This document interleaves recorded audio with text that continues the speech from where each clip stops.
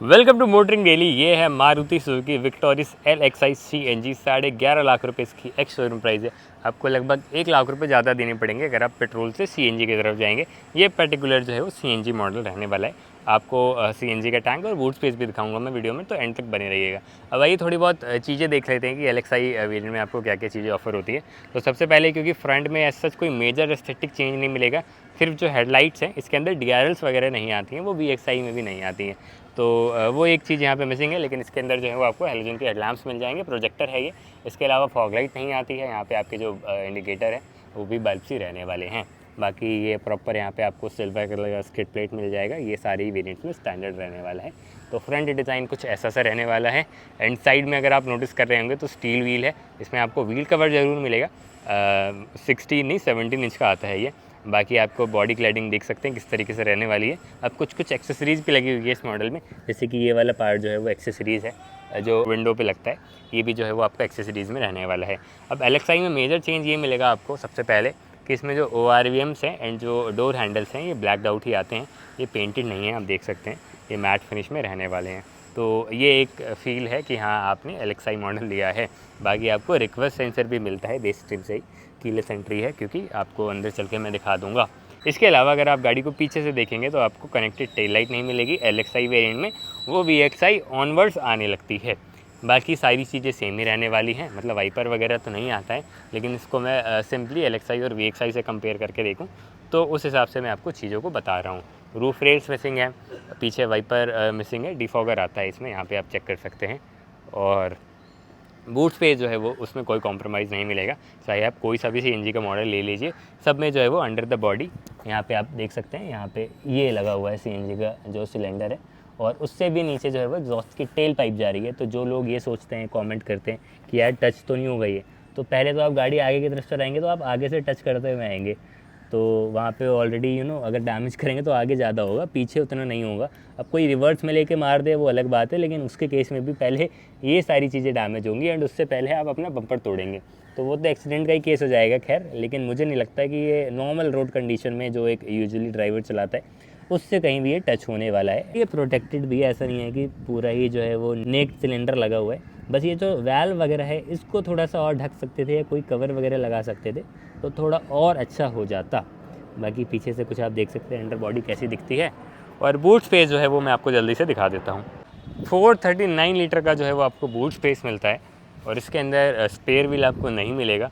बस boot space जो है वो आपको पूरा मिलेगा, उसके साथ कोई भी कॉम्प्रोमाइज़ यहाँ पे आपको नहीं मिलेगी। यहाँ पे आपको पार्सल ट्रे भी नहीं मिलेगी, बिकॉज ये LXi वेरिएंट है। कोई बूट लाइट वगैरह भी नहीं है, बस यहाँ पे आपको एक हुक ज़रूर मिलेगा। और ये क्या है, कोई तो परफ्यूम वगैरह रहना चाहिए ये, या तो टेम्पल रहना चाहिए। भी बेसिकली एक्सेसरीज़ का पार्ट होगा ये। यहाँ पे आप देखेंगे तो कोई बूट स्पेस वगैरह नहीं है। ये पंचर रिपेयर किट दे रहे हैं ये लोग, तो इससे जो है वो आप गाड़ी में हवा भर के अपना काम जो है वो चला सकते हैं। यहाँ पे एक टायर इन्फ्लेटर है, और बाकी जैक वगैरह, टूल किट वगैरह सारी चीज़ें यहीं पे हैं। ये स्पेस थोड़ा और यूटिलाइज़ करा जा सकता था, कुछ चीज़ें यहाँ पे भी दे सकते थे, लेकिन ठीक है, बिकॉज यहाँ पे साइड में देकर इन्होंने वही वाली बात कर दी है कि काम तो आपका हो ही गया है। अब गाड़ी के अंदर चलते हैं, देख लेते हैं कि क्या क्या चीज़ें मिलती हैं। तो क्योंकि LXi वेरिएंट है तो यहाँ पे आपको जो डोर हैंडल्स हैं ब्लैक में ही मिलेंगे। ORVM जो हैं वो सिर्फ एडजस्ट होते हैं, फोल्ड नहीं होते हैं, एंड ये इलेक्ट्रिकली एडजस्टेबल है ओनली। चारों पावर विंडो ड्राइवर वाला ऑटो अप डाउन के साथ आता है। यहाँ पे थोड़ी सी स्पेस है, प्रॉपर स्पेस आपको यहाँ पे मिल जाएगी। बॉटल होल्डर वगैरह है। जो ड्राइवर सीट है ये हाइट एडजस्टमेंट नहीं आती है इसमें। इसके ऊपर जो है वो सीट कवर लगा हुआ है, पीछे से आपको ऐसी फैब्रिक की अपहोल्स्ट्री आएगी, और ये सारा जो है वो एक्सेसरीज़ का पार्ट रहने वाला है।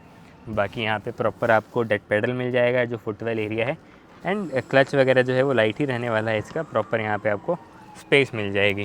स्टीयरिंग जो है वो सिर्फ टिल्ट एडजस्टमेंट के साथ आता है, कोई भी टेलीस्कोपिक का फीचर नहीं है इसमें। बाकी यहाँ पे अगर आप देखेंगे तो ये सारे मीडिया के कंट्रोल्स हैं।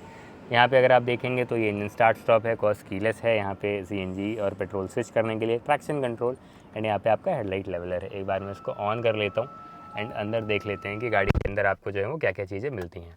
तो सबसे पहले जो स्टीयरिंग व्हील है इसके ऊपर भी रैप लगा हुआ है, ये भी एक्सेसरीज का पार्ट, स्टैंडर्ड फिटमेंट नहीं है ये। आप इसको मैनुअली डिम कर सकते हैं रात के कंडीशन में। ठीक है, ये जो है ये बार बार आपको ऐसे मोहतरमा बताती रहेंगी कि हाँ आपकी गाड़ी में कुछ चीज़ें हो रही हैं, तो अच्छी चीज़ है, वार्निंग है बेसिकली। यहाँ पे सारी मीडिया के कंट्रोल्स हैं, क्रूज़ कंट्रोल आपको VXI से मिलना स्टार्ट हो जाएंगे, LXI में नहीं आते हैं और VXI में जो है वो आने लगेंगे, चाहे आप पेट्रोल लीजिए चाहे आप CNG लीजिए। बाकी अगर आप यहाँ पे देखेंगे तो जो इसका मीटर है वो भी देख सकते हैं, CNG का लेवल दिखा रहा है, डिजिटल स्पीड दिखा रहा है और इसके अलावा ये ड्राइविंग डेटा वगैरह दिखा रहा है और ये पेट्रोल और CNG में आपने कितने टाइम कैसे चलाई है वो सारी चीज़ें दिखा रहा है। बाकी ये नीचे ट्रिप इन्फो आ रही है। पेट्रोल और CNG दोनों ही का लेवल आपको यहाँ पर दिखाएगा, जो नीचे की तरफ ये एनालॉग हैं ये दिखाते हैं। 7 इंच का इंफोटेनमेंट स्क्रीन आता है जिसमें एंड्रॉयड ऑटो, एप्पल कारप्ले आप चला सकते हैं वायरलेसली और ये सारे जो है वो टच कंट्रोल्स हैं और ये ऐसे कुछ बंद हो जाएगा। इसके अलावा आप फ़ोन वगैरह अपना कनेक्ट करना चाहें तो फ़ोन कनेक्ट कर सकते हैं।